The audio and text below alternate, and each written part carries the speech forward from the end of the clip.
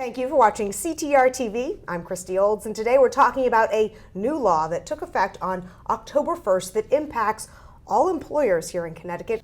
Joining us is attorney Peter Murphy from Shipman and Goodwin in Hartford, and this law has to do with sexual harassment training. What does it say and what changed? Correct, and sexual harassment prevention training is really the key here. And what's changed is three things, really. One, who's covered by the law. It used to be in Connecticut, all employers with 50 or more employees had to train their supervisors. Now it's all employers with 3 or more employees. So that's a substantial change here in Connecticut. And that'll cover, like you said, most employers throughout the state. So if you have 3 or more employees, you have to train all of your employees in sexual harassment prevention training. It also, as I said, one of the major changes is it used to be limited to supervisors, and now it's all employees. And that's a big difference. Supervisors have certain roles within your company, and you expect them to implement policy and enforce policy, et cetera. And now with the training being designed to apply to all employees, employers have to think about what information they're going to provide and whether you're going to train employees and supervisors together or provide separate trainings. You know, train your supervisors on one day, all of your employees on another. There's no right or wrong answer, but that's just something that'll depend on the size of the employer, the nature of the workplace, et cetera. You mentioned the type of training that can be provided. Is there a universal course that's out there that people can just say, here, take this online course, and that meets the requirement? That's a good question, and there's several ways employers can train their employees.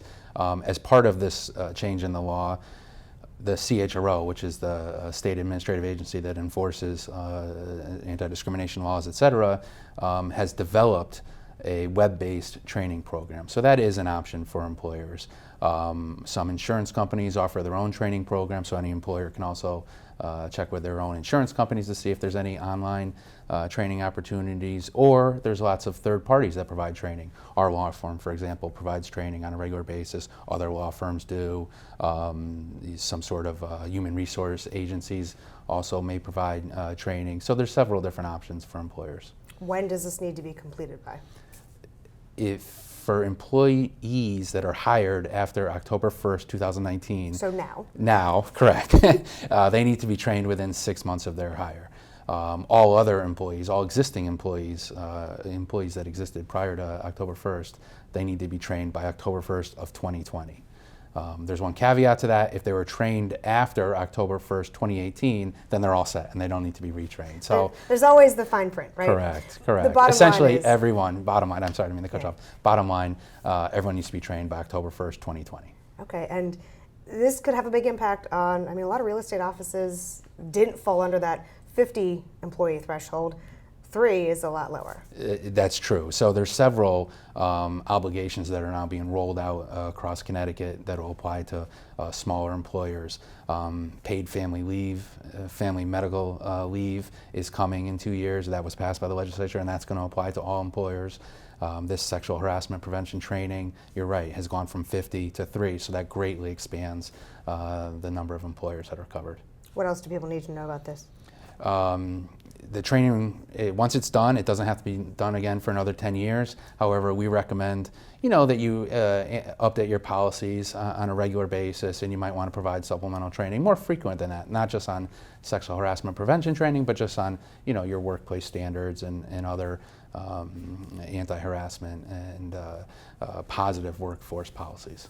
And how is this enforced? How does the state CHRO know whether or not you as an employer have provided this sexual harassment training for your employees? That's a great question, because now the CHRO under this new law has the ability to come to your workplace and see if you have the appropriate workplace poster up and if you've provided training to your employees. So they have a right of inspection now under this law.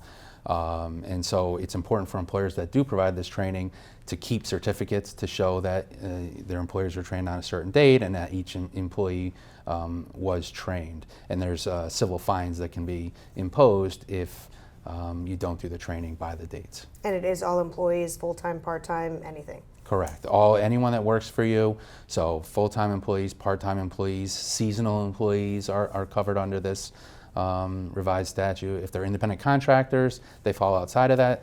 the scope of the training requirement, but all other employees should be trained. That was going to be my next question about independent contractors, because several realtors fall into that category. They don't have to worry about this. That's correct. They're not employees under the statute. So. Okay. What else should we know? Get it done, right? Get it done. Get it done. It's important not only to comply with the law, but also to show that you're maintaining a safe and appropriate work environment.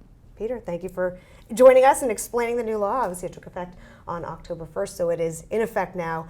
And if you have any other questions, check out ctr.tv and you can get some answers there.